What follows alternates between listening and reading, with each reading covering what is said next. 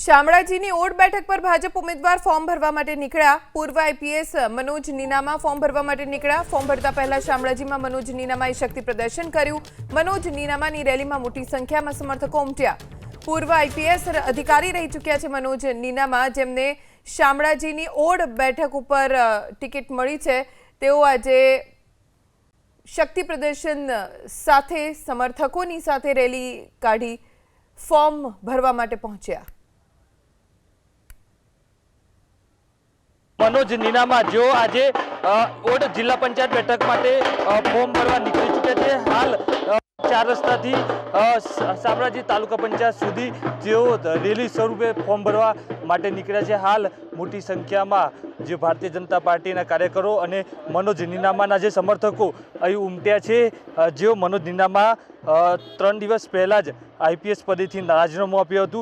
ત્યારબાદ ભારતીય જનતા પાર્ટી દ્વારા ભારતીય જનતા પાર્ટીમાં તેમણે ખેસધારણ કર્યું હતું। તેના 2 કલાક બાદ તેઓ ભિલોડાની ઓડ જિલ્લા પંચાયત બેઠક માટે ભારતીય જનતા પાર્ટી દ્વારા તેમને ટિકિટ આપવામાં આવી હતી અને આજે મોટી સંખ્યામાં તેઓ પોતાનું ભારતીય જનતા પાર્ટી તરફથી ઓડ જિલ્લા પંચાયત બેઠકમાં ઉમેદવારી ફોર્મ ભરવા નીકળ્યા છે।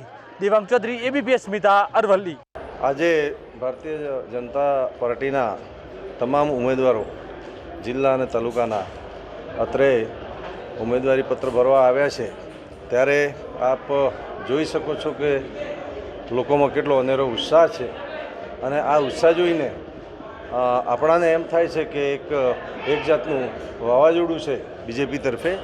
અને આજે જ્યારે અમારા ફોર્મ ભરાઈ રહ્યા છે તમામ ઉમેદવારોને હું તમામને શુભેચ્છા પાઠવું છું અને આ પ્રક્રિયામાં ભાગ લેનાર તમામ પાયાના કાર્યકરો, હોદ્દેદારો અને સંગઠનના હોદ્દેદારોનો ખૂબ ખૂબ આભાર માનું છું।